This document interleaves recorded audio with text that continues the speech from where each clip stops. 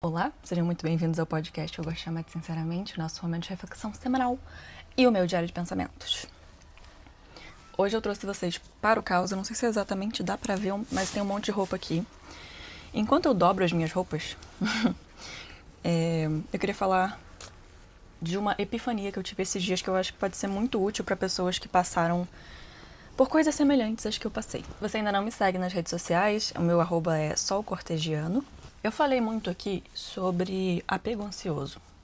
Se você não conhece sobre, ou você não viu o episódio que eu falo sobre isso, dá um Google ou dá uma olhadinha no canal, também vou deixar o link aqui pra você saber do que se trata. Mas basicamente, eu sou uma pessoa que percebeu que tinha apego ansioso. Bem tarde até. Eu nunca entendi por que eu tava sempre num relacionamento tóxico. Por que eu não conseguia ficar sozinha, por que eu tinha tanta repulsa da minha própria companhia. E tudo bem, na terapia eu fui entendendo mesmo de onde isso vinha de uma forma prática, mas de uma forma psicológica. Eu não entendia por que eu tava tão enraizada nessa ideia de que eu era repugnante, ou que eu tinha que ficar sozinha, ou que tinha alguma coisa de errado comigo, ou que eu sempre amava as pessoas mais do que elas me amavam. E esses pensamentos e construções são muito clássicos de uma pessoa com apego ansioso. Em linhas gerais, quando a gente vai se relacionar com alguém, é natural que a gente se apegue. E qualquer ser humano vai se apegar ao outro. Só que cada pessoa vai se apegar de uma forma diferente. Eu, por ter a minha vida inteira me apegado de uma forma ansiosa, eu acabava entrando nesses relacionamentos tóxicos com pessoas evitativas, que são pessoas basicamente que fogem de compromisso com medo de ameaçar a própria liberdade. Então, a partir desse resumo geral, parece fácil, né, entender, tipo, beleza, você acha que você precisa das pessoas que você se apega pra sobreviver. E aí você se torna emocionalmente dependente delas. Sim, mas foi como eu falei, isso já era mais racional e tranquilo de entender de alguma forma. O que não era, o que eu não conseguia entender, por que eu funcionava assim. Tinham várias respostas, né? É a forma que você aprendeu. Isso é a sua construção, você passou pelas suas experiências e, como resultado, você criou essa noção de você mesma, de que é a forma que a vida funciona. Com certeza tem questões de família aí. E por aí vai. Então sim, na prática ficou bem mais claro que os meus parceiros românticos tinham muito a ver uns com os outros, por mais que eu achasse que não. Mas no fim das contas, o que ainda me prendia a essas pessoas? Ele é o amor da minha vida. Ele é a única pessoa que me entende. Ele foi feito pra mim e eu fui feita pra ele. Isso é destino? Eu não acredito que ele não me escolheu. Como ele não me escolheu? Por que ele não me escolheu? Será que eu sou tão dispensável assim a ponto de ninguém nunca me escolher? As pessoas sempre me abandonam. É assim que funciona. Fazer o quê, né? A vida é assim. Não tem mais ninguém que preste. Tantas falas assumindo que a minha vida era destinada não só à solidão, mas à tristeza. E não só isso, mas que não teria ninguém que me amaria de forma completa. Exceto, claro, meus pais, mas eu digo de uma maneira romântica. E é curioso como a gente acha que a gente aprendeu muitas coisas, que a gente sabe de muita coisa, mas a gente nem sequer espera para o nosso corpo atualizar a memória. O que eu quero dizer com isso? Sabe quando você tem uma aula de história, por exemplo, aí você entendeu o que foi dito ali, você fala, tá, ok, beleza, peguei. Só que aí parece que, às vezes, meses ou anos depois, você se lembra de alguma coisa daquela aula de história e você fala, caramba, era isso, né? Não, agora eu entendi.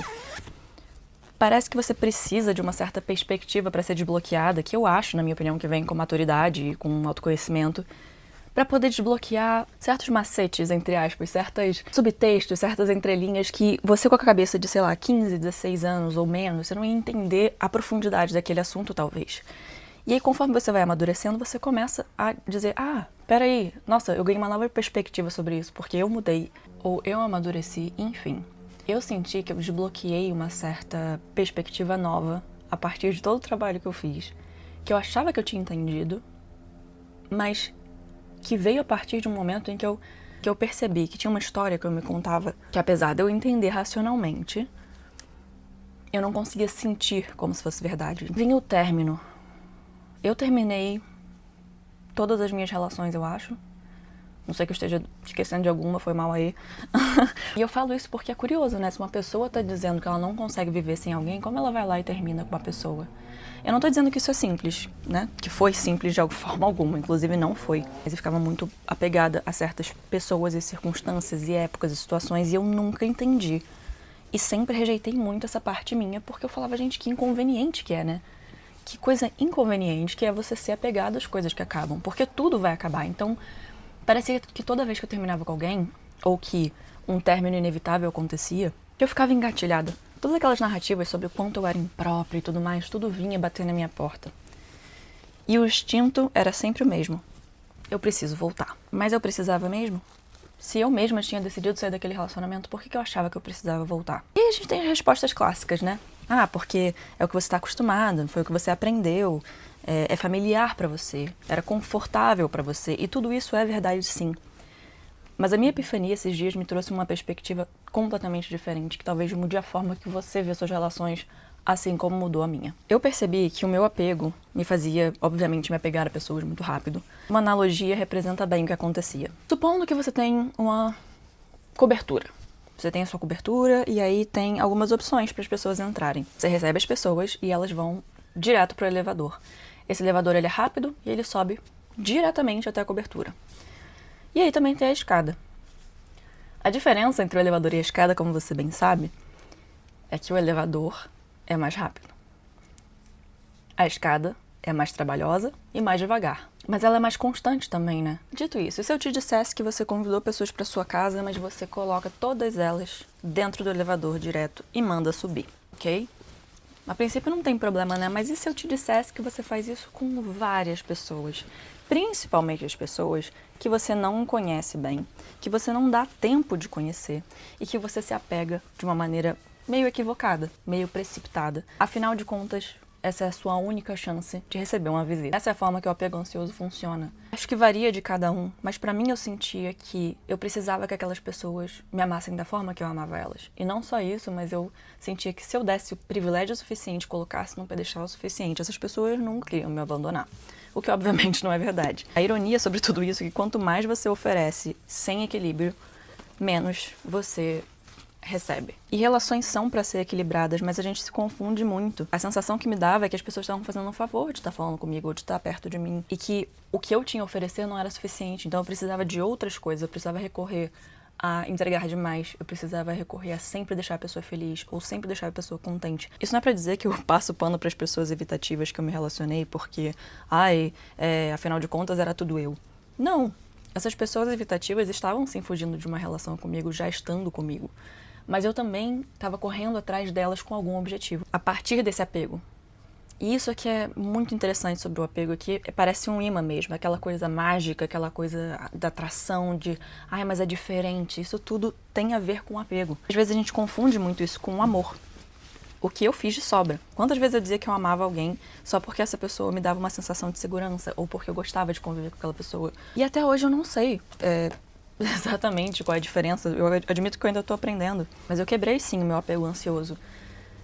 Isso não significa que eu tô livre dele pra sempre, afinal de contas é uma tendência que eu vivi a minha vida inteira construindo, mas eu já consigo entender muito mais fácil quando é um gatilho, quando é uma projeção minha, quando é realmente alguma coisa que eu não quero aceitar numa relação. Tá, mas se eu não tava feliz na relação e eu não necessariamente amava aquelas pessoas, não da forma que eu esperava ou que eu pensava, o que me mantinha?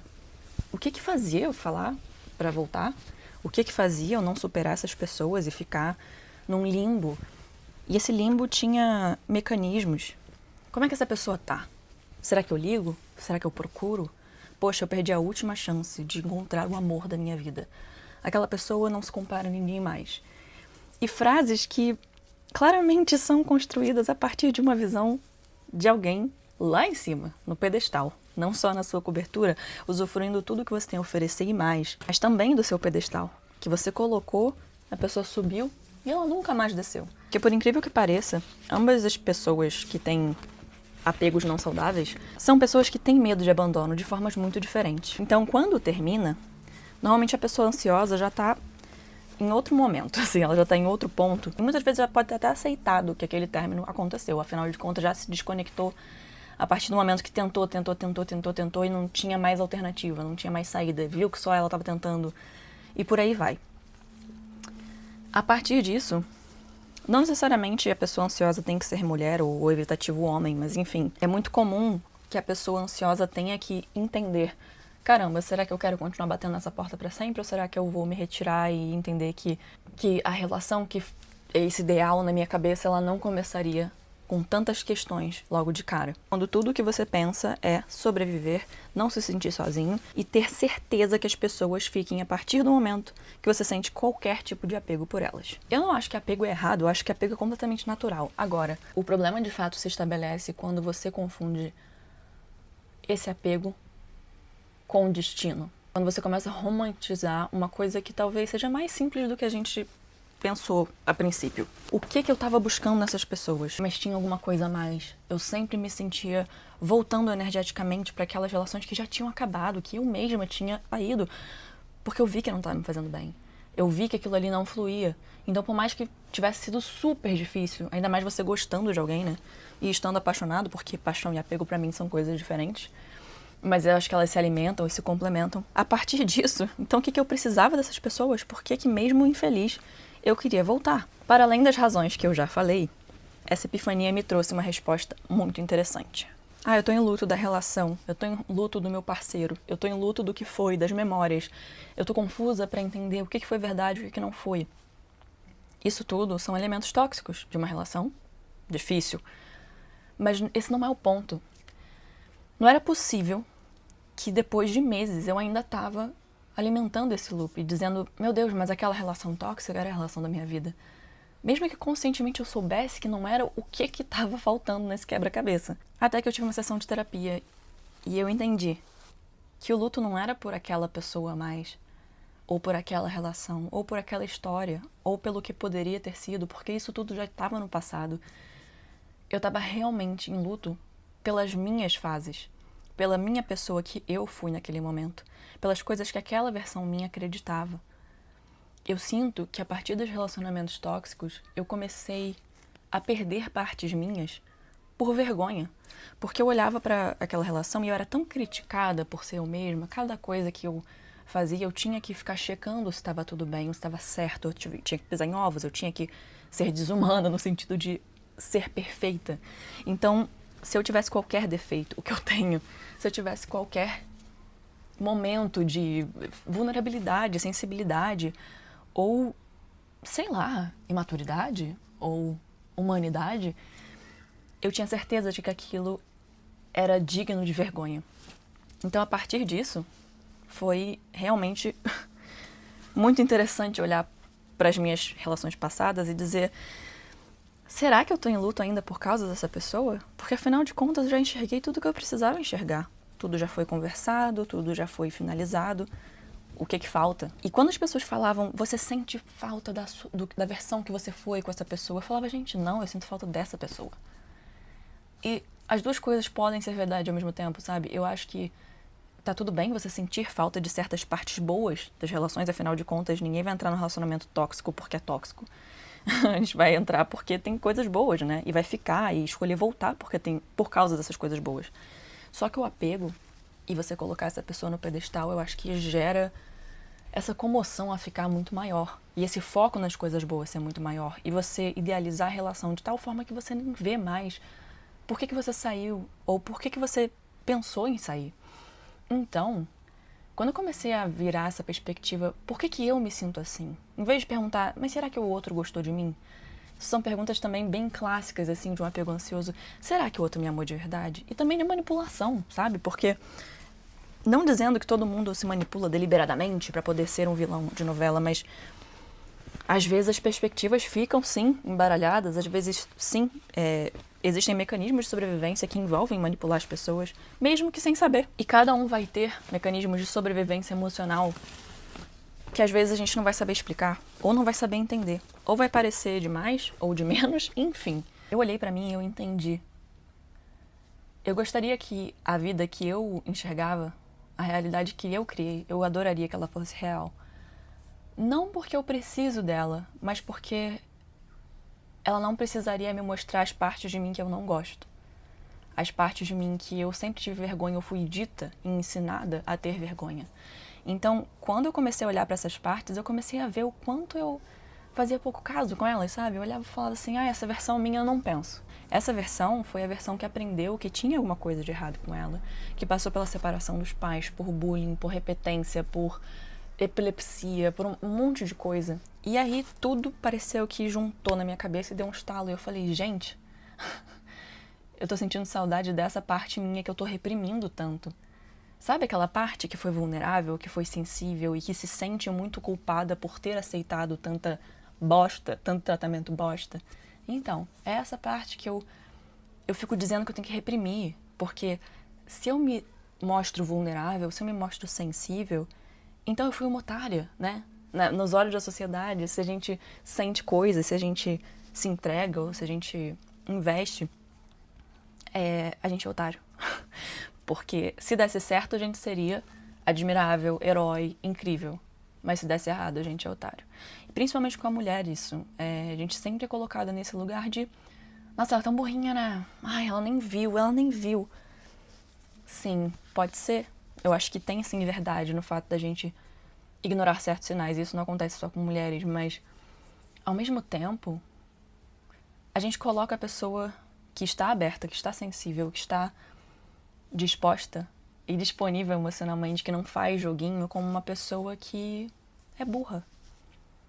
E eu acho que a gente, como sociedade, também desvaloriza essa pessoa. Tanto que aquele velho caso do ninguém quer o cara que tá super disponível. Todo mundo quer o cara que tá ferrado da cabeça, que tá... sabe? Não aparece nunca, que te deixa no vácuo. E conforme eu fui tratando esse apego ansioso, uma coisa mágica aconteceu. Eu comecei a achar menos e menos e menos atraente as pessoas tóxicas e infinitamente mais tudo que me atraía era saudável. Então, uma pessoa que era consistente, que pegava a escada, que ia lentamente subindo no meu conceito e provando que podia, sim, entregar consistência, era uma pessoa que eu começava lentamente a de fato me apaixonar, ou a de fato ter um apego saudável, que também se tornou um desapego saudável. Não significava que eu nunca ia me apegar àquela pessoa, mas significava que ia acontecer aos poucos. E também não significava me fechar completamente e dizer, nossa, meu coração, ninguém mais entra nunca mais, a vida é assim, todo mundo é uma bosta. Não. Era só sobre... Ei, acho que não tá na hora de você pegar o elevador ainda. E a minha psicóloga me mostrou uma pirâmide, que é basicamente, são as pessoas que têm acesso a você, a sua vida mais íntima. Zona 1, Zona 2, 3 e 4. Aqui no topo tem só família, seus amigos de infância, as pessoas que você confia com a sua vida, que você entregaria a chave da sua casa na mão pra poder, sei lá. Na Zona 3 a gente tem amigos próximos. Não são pessoas que você considera família, mas você confia, você já conhece há bastante tempo. Na Zona 2 você tem colegas, pessoas que você chamaria pra tomar um café, mas que você não necessariamente confia, você ainda tá conhecendo, tá naquela fase de... Somos colegas. E na Zona 1, tem pessoas que você acabou de conhecer, que você tem simpatia, que você talvez queira se aproximar, mas que você não tem nenhum tipo de intimidade, você não sai falando das suas coisas mais pessoais. E eu já era uma pessoa que chegava na Zona 3 com todo mundo, então eu já chegava falando de toda a minha vida, todos os meus traumas, tudo. Porque era só eu ali? Não, claro que não. Também era meio que recíproco nesse lugar de, vamos falar sobre os nossos traumas, essas coisas. Mas a gente não sabe as intenções das pessoas à primeira vista, então... assumir que todo mundo tem um coração igual ao seu, ou que todo mundo vai ter aquela maturidade emocional, ou que você vai saber diferenciar no calor do momento, no calor do apego, se é uma coisa ou outra, só o tempo diz. Tem coisas que a gente não consegue apressar, e é por isso que a gente acaba se ferrando muito, porque a gente quer apressar. A gente quer o amor, a loucura, que não sei o que, pra ontem. Sendo que só se conhece uma pessoa com o tempo. Você não sabe como é aquela pessoa em casa, você não sabe como aquela pessoa trata os outros na rua. Isso ficou muito claro pra mim quando eu saí de uma relação de pandemia de 2 anos e eu comecei a conhecer aquela pessoa fora. E isso não é pra dizer nada sobre essa pessoa, sobre esse relacionamento, além de que a gente não se conhecia tempo suficiente pra ter embarcado numa relação tão profunda, tão rápido. Mas a pandemia juntou, então... quando a gente saiu, a gente teve, sim, né? Diferentes opiniões, diferentes formas de ver as coisas. Então, é claro que ficou esquisito, porque a gente não se conhecia. E eu comecei a parar de dizer, nossa, eu conheço tanto essa pessoa, eu sei exatamente o que ela precisa, porque eu acho que isso também fazia alguma coisa pro meu ego, talvez. Pra minha sensação de controle, sabe? de falar, eu conheço essa pessoa melhor que ninguém. Cara, talvez não. Talvez você ainda não conheça essa pessoa melhor que ninguém, tá tudo bem. Você não precisa ser a pessoa que conhece, ou que analisa psicologicamente essa pessoa, ou que entende os motivos.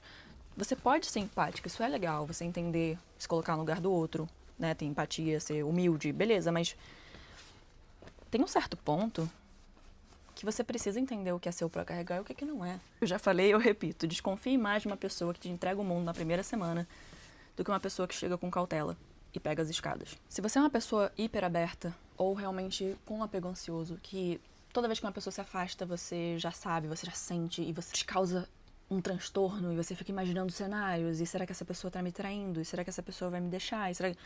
Isso tudo vem desse lugar do apego ansioso. Então, o meu luto era por uma versão minha que acreditava muito nas pessoas, que conseguia deixar as pessoas entrarem. Além de que era uma parte minha que tolerava muito mais do que deveria.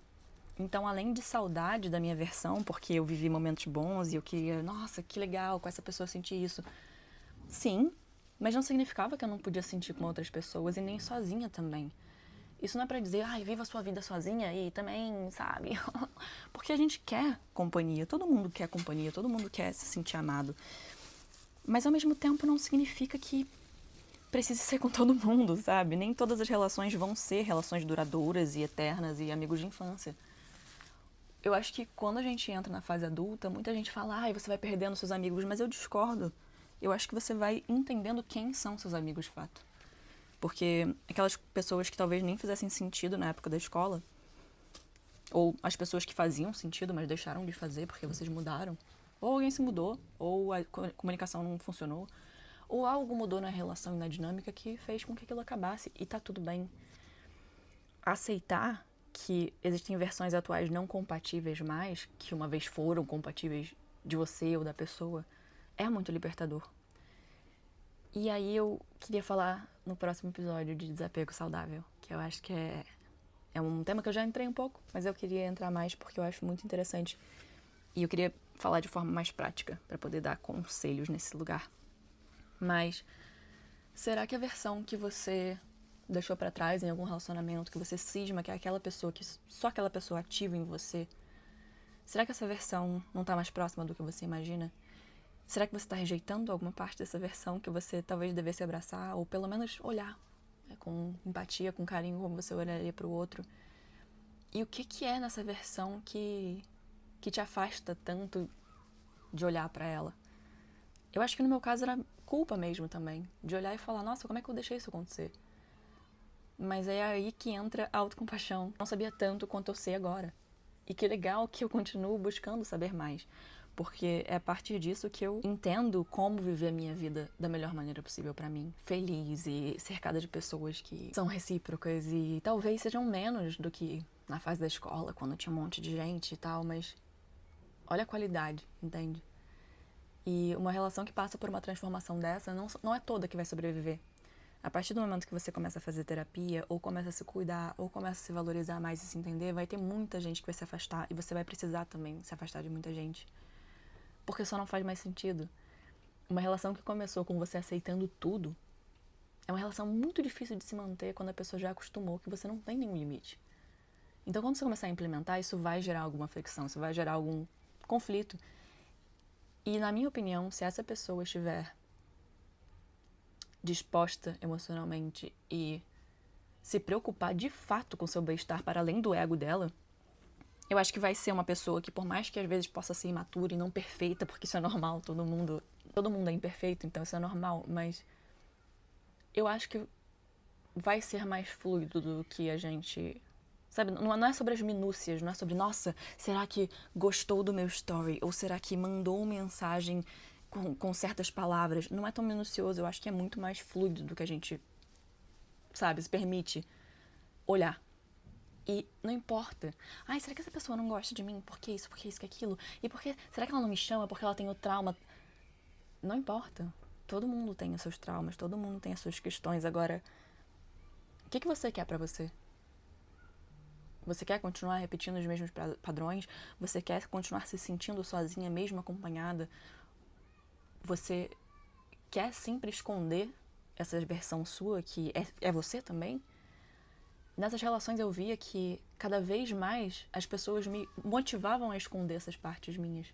Então não tenha opinião, não fale tanto, não lute por isso, não valorize seus valores, não se posicione. Quando eu vi, eu tava ali, neutra. Eu nem sabia mais quem eu era direito, porque, claro, tudo que era eu, de fato, e tudo que era corajoso ou tinha iniciativa, tinha personalidade, tinha... Mesmo as pessoas que também não trabalharam o mundo interno delas, elas iam dizer isso é ruim, isso é demais, isso é chato, isso é feio, esconde. Ao mesmo tempo que eu tava dizendo sim, seja assim, seja uma pessoa inconsistente, seja uma pessoa imatura, seja uma pessoa que trata os outros como você quer, o mundo é seu.